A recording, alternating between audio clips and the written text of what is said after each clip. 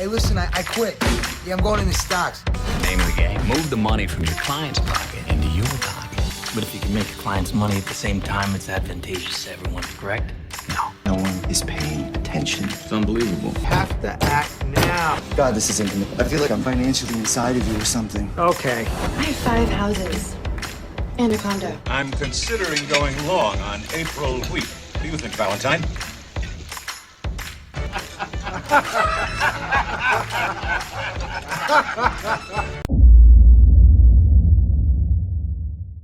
Alright, so hi guys, welcome again to the Greedy Trader channel. So for those of you guys who don't know what we do here, we do talk about all things market profile, and we look at the market primarily from the standpoint of a professional trader. Now, of course, we know that the word professional trader is becoming completely overused, but again, I think it's important to understand there is a difference between someone who is ultimately just a punter and someone who actually does this as a business, or as we can say, does it for a living, or even if you don't do it as your primary source of income, because sometimes that can be very difficult for trading to be your primary source of income, unless you're in like the hedge fund community, or you're in a legitimate proprietary trading firm. No offense guys to the online stuff going on, but I mean, it's not rocket science. You just have to look at what's going on online with some of the younger people today who are getting heavily involved in this and trying to game the system as best as they can. And if you some of the stories, I find this is nothing new. However, a lot of the more legitimate proprietary firms that were more desk-based have slowly started to disappear. Again, we understand the importance for new traders to want to raise funding so they can get into the business in a big way. Sadly, there is a lot of everything is closed up a bit because of quant trading, but again, the point and click, as I like to say, market is still pretty much there. I mean, you talk to some of the best traders in the world, some of the the guys that you can't even imagine, right? And they'll always tell you it's garbage in, garbage out, right? So essentially, whatever you stuff into an algo, it's what it's going to put out. So but it's not going to stop people investing massively into quant trading, because of course there may well be a degree of an edge there. I don't think they have any other edge more than any other trader, but again, each to his own. And if it makes everything a little bit more automated and easier to manage, then you're going to see a lot of investment flow. So that has meant that a lot of people who are now trying to get into trading can't, unless you have like a computer science degree or some other kind of mathematical degree, which is not technically fair, but that's the way the industry has gone. So most professional players, whether they were pit traders, whether they were just old prop traders, or just everyday screen traders, or maybe I haven't had an institutional background like myself, I had a massive institutional background, whatever it is, you tend to find that we will kind of disappear into the ether, right? I don't want a massive YouTube channel, largely because one of the things we say here on this channel is we like to make trading real, and that means that sadly there will be no Lambos here. And because there are no Lambos and there's no me clicking dollar signs or wearing Rolex watches, all of that stuff, sadly I can't, the channel is just not going to be like some influencers who have like tons and tons and tons of this kind of content, and this obviously attracts a lot of people, or they were featured on people's channel with this kind of content, because I have no desire to associate with that. I'm just, as I said, this channel is all about making trading real. So if you found it and you want to support the channel by tuning in, you'd find that everything you get here is going to be authentic. It's going to be authentic. It's going to be raw. So anyway, I guess you're looking at my screen and thinking, what the hell is that? Well, it is the Commitment of Traders report. And the purpose of doing this video was to show you how to read a COT reports. Now, it's very possible you already know how to do this, and of course, if you do, then this video is probably not for you. Now, if you've never heard of a COT report, or you don't know how to do this, then this video is definitely for you. So stick around. Okay, so I'm gonna first and foremost, you got to know what's on a commitment. What is a commitment traders report? Well, if you're a trader of a certain size and you take a certain size position, then by law you're supposed to register that with the CFTC. Right now, there's a bit of a time lag with this, okay? Because the report itself comes out on a Tuesday, right? Well, it comes out on a Friday. It's available to the public on a Tuesday, so it's a massive lag, and it's always reporting on positions from the prior Tuesday. So from time of everything to time of release, you're looking at about a week lag in information. Now, some might say it's a bad thing, but I don't think it's a bad thing. That is totally fine. You can definitely have some lag in information because we're talking about the positions of the largest traders in the world, and they're not going to really change these overnight, right? So usually change is quite significant. So being able to just keep track of it is really good. So that's kind of the purpose of the commitment of traders report, is to keep track of the largest reportable trading positions. Now, of course, you got to remember something, right? That these traders, like, in fact, you cannot get position data anywhere else. Now, I've got all the best systems for trading, right? So I've got access to level 2 order flow data. I think the only thing I'm not doing is the quant stuff, right? Because I'm not interested. But I've got access to pretty much the raw market data. So whether it's equities, whether it's options, whether it's bonds, it doesn't matter. If it's an asset class, I have access to it. Now, what I don't have access to is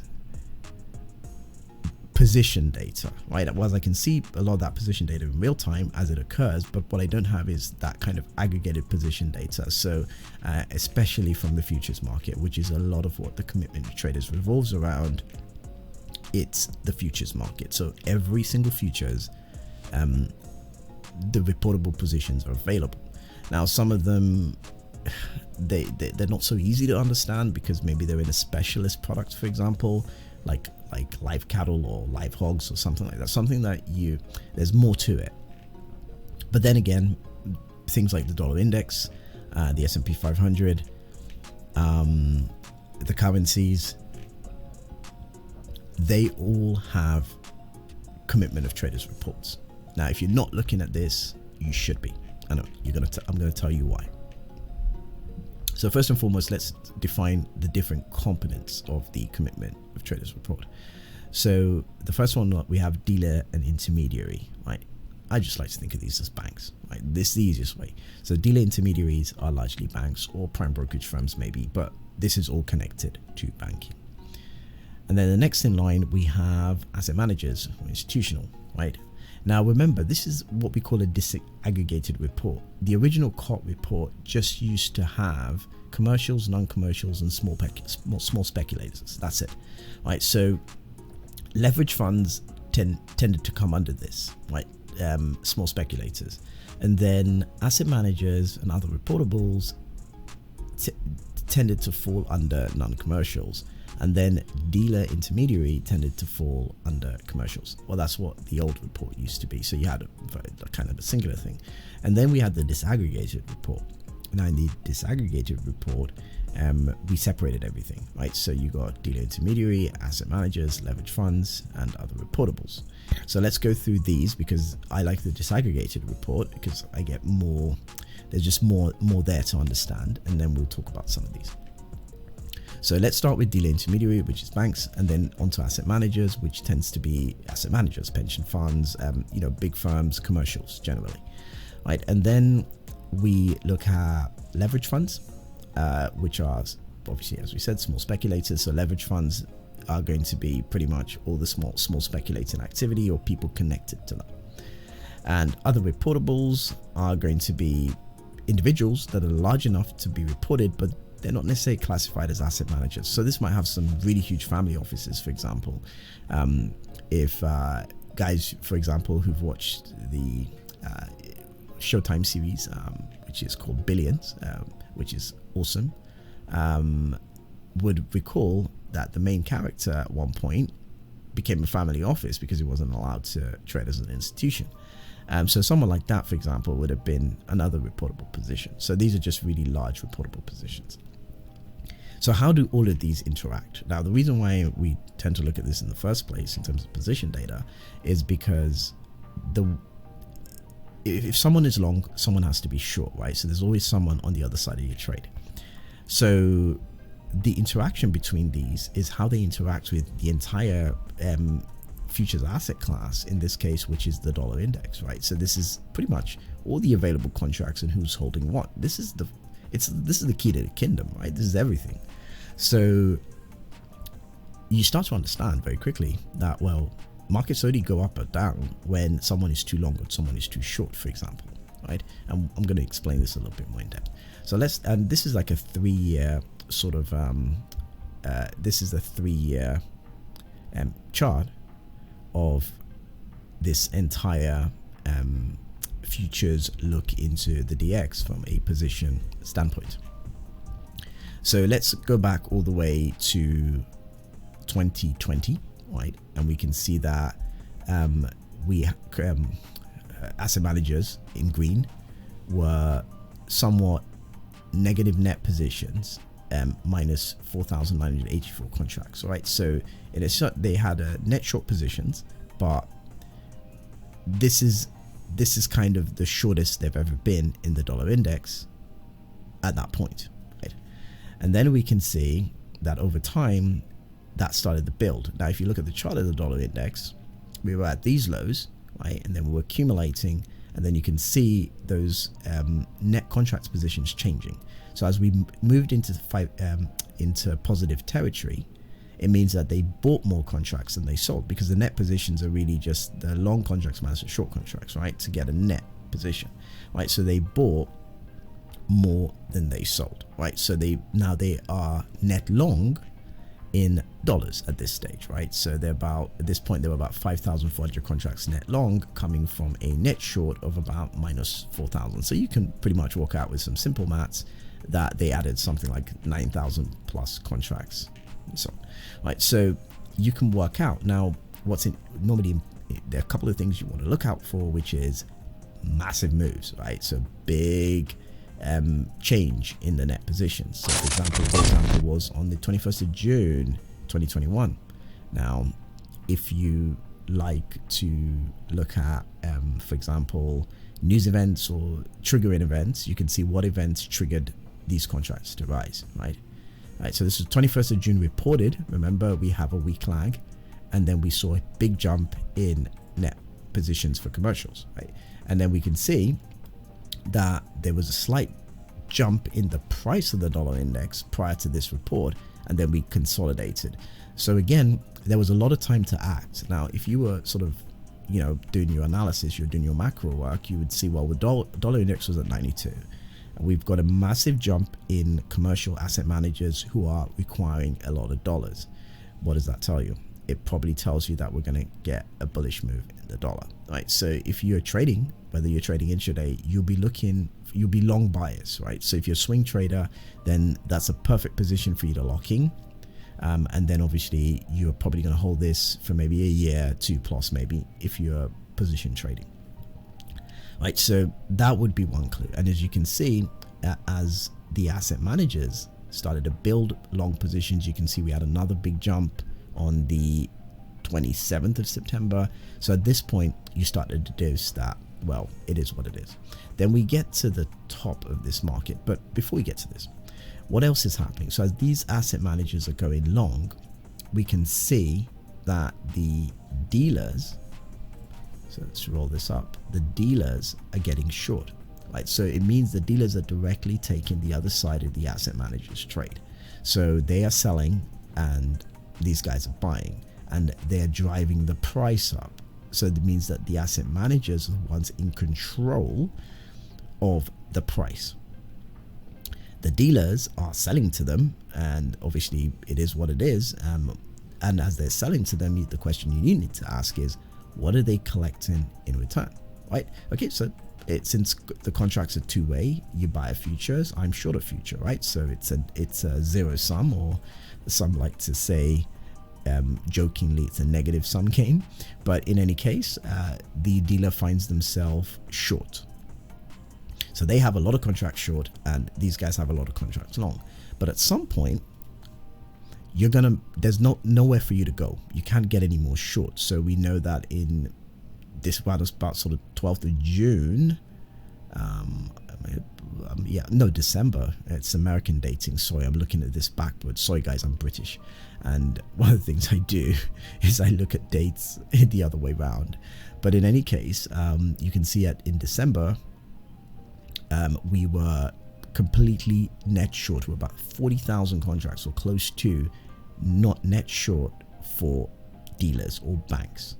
At that point, we can see that the asset managers still had dollar demand. But again, if you look, the small speculators or the leverage funds were also going with the asset managers until they got to this point, and they started selling just because the asset managers' demand is growing. So now they're getting short, the asset managers are getting long. Now the question is, why would the leverage funds decide to go short? It's a pretty good question, right? Well, one, you could look at it from a technical level and say, well, they reached extreme levels that they're no longer able to get long. Basically, there's no more asset to give them. Everything's going to the asset managers. So they decided to get out. But why? The price is going up. Why not just hold?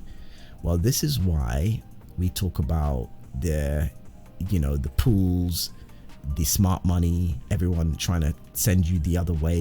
And it's where all that rhetoric comes from. In a way, it's not really rhetoric. Somebody would have unleashed a media engine and got very bearish on the dollar, and that caused a lot of small speculators to either demand short positions or get out of their trades and become net sellers. And that's what happened here. Leverage funds started to sell, and that means that they have net short positions, and then the asset managers started to take what they're selling, and then they keep pushing the dollar higher. But then at some point, the leverage funds reached an extreme, right? They were negative short close to 14,000 contracts. So there's nothing left to sell, right? Basically, by then, the demand on the dealer side was already growing, right? So when the leverage funds started to sell, they sold some to asset managers who were probably not willing to buy too much at these highs. And then they started to sell to the dealers, who now started to get into long positions because also they want to benefit. And so these are the kind of things you tend to deduce. It's like, okay, asset managers are buying, dealers are buying, leverage funds are selling. What's going on here, right? So the leverage funds have sold, and they've reached, the dealers have collected, and they're now at a peak. Now the dealers are going to take that money that they've collected, or those positions, and they start selling again to the leverage funds, to the asset managers. So that is kind of what we tend to see. And then they go lower, and again they're close to that negative net short position, and then everything goes flat, right? So now they cannot take anyone's weight anymore. They're extremely short. They've done all the best they could do, and you can see the demand for dollars now starts to rise at the top of the market from leverage funds. So you get this huge spike, right, as the banks go massively short. So what did they do? They gave their positions to the leverage funds at the top of the market, basically, right? So leverage funds keep increasing, and then they go back to these peaks, these extremes. They flatten out, and they start to struggle and cut. So at this point, you want to think that the market's going to turn over. You might not know when, but based on this cut, the next lows for extreme positions are down here, right? Which means that we got asset managers at extremes. We got banks at extreme net short positions. We know they're going to want to buy back. And we got leverage funds at extreme long positions, right? So these guys, both of them have the same position and the banks on the opposite side, what do you think is going to happen? When they start to take profits, what do you think is going to happen? So this is what we start to see. The first group cuts massively, right? So we got this major peak now, and that's the asset managers. They start selling first. So for again, some of the stuff I always talk about on the macro is based on Elliott wave analysis. And again, what does Elliott wave tell you? At the end of the third wave, you get the institutional money, asset managers selling, right? So if we look at this structure, we can tell this is probably the third wave peak. This is the fifth wave, but let's say this is the third wave peak and they're selling, right? And you can see that here, drastic cuts, right? By then, the leverage funds were still adding, right? So we always talk about the public getting in on the last wave. You can see the biggest jump in contracts, or well, one of the biggest from the 30th of June happened at this point at the top of the market, right? So we get this last gasp, right? And you can clearly see the asset managers now are in a mood to cut. So now you know that you need to get out and be short dollars, right? And you can see how fast the leverage funds chucked, right? Very quickly, because they realized they were wrong and they're all getting out, and it went straight to the bottom. Now they're in extreme net positions and the market is coming down. And what do the banks do? They take all that weight, they go into extreme long positions, and then they're now collecting everyone's weight. And that was the crisis, right? That was when the Fed turned tail on everyone. That was the 19th of September, words out that it's curtains and everyone is getting out, right? And you can see that here, the whole dollar index started to chuck, and then you can see the banks increasing those positions massively, right? And now we were pretty much in very extreme net short positions, well, rather extreme net long positions, but we're net short technically, but we've added, in other words, right? That's what I'm getting the tongue tie over. And then we're sitting here. But what else happens? We see the market, the commercials or the institutions, they're standing here. They are the shortest they've been since COVID. Well, close to anyway. See that data, you can just increase the time span, right? And you get a lot more data. So you can actually see that the banks were extreme shorts from 2019. At the time of the rally, the asset managers were the shortest they've ever been since 2018, right, when the Yellen rate hikes. And you can see here that the banks were already now at extreme longs they hadn't ever been at since 2021, and COVID obviously was the most extreme they were. So again, you can see, we talk about COVID, right? But this is why we had that massive dollar index boost. Look how many look where the banks were. So tell me again, they weren't prepared for this, right? So now we're here and we're tearing away. My expectation is we're going back to extreme shorts, right? So who's going to take the weight? More than likely leverage funds, right? And the dollar index is rising, so leverage funds are going to get pushed, and soon we're going to top on the dollar index, because you can see the asset managers have gone flat. They're not taking any more weight. They can go to more extremes on the dollar index, but are they going to do that? Judging from the type of contract ad we've seen, unless we're going to get a big jump on the next report, then I can't see there's much room to go. And if you remember what happened the last time, when leverage funds and asset managers were in the same long position, the whole thing tanked, right? And who's going to take the weight? The banks are going to take the weight, but eventually they're going to want to buy back. So what I'm looking for is, how far are they going to push this? Are they going to go much lower? Traditionally, we see them when they start to go low, they don't stop till they get to extremes, right? So I'm expecting they're going to go back to those negative 37k positions. I could be wrong, and they could bounce and go back to extremes, but I'm more in favor that we go lower, because I'd already predicted this based on the flattening, that the next move was to cut. So, and then we're going to see either leverage funds go back to the peaks, so they're going to be net long, right? And then the dollar index might rise a little bit, maybe to 110, but then after that it's a squeeze, right? So I wouldn't look for a new high on the dollar, and I won't be surprised if we start to break in the next couple of weeks, right? So it could be a matter of a month, maybe even less, maybe up to the next Fed meeting, and then it all goes asunder, right? So hopefully this has been a really good video on how to read a COT report, right? I've seen I've heard a lot of talk about the COT, but no one ever does a video on how to do it, right? So this is it. This is the best you're going to get from me. You know, there are people who charge you thousands of dollars to look at a free report that's available, but that's what you're looking for. And if you're a futures trader, you trade any kind of asset that is connected to futures and you're not looking at this, then you can understand why your trading is having a lot of issues. So awesome stuff, guys. Thanks for watching. Hit the like button, subscribe. Like I said, the channel's all about making trading real. Till my next video, adios.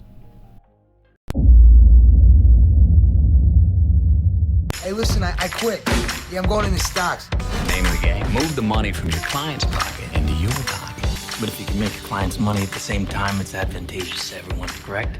No. No one is paying attention. It's unbelievable. Have to act now. God, this is intimate. I feel like I'm financially inside of you or something. Okay. I have 5 houses and a condo. I'm considering going long on April wheat. What do you think, Valentine?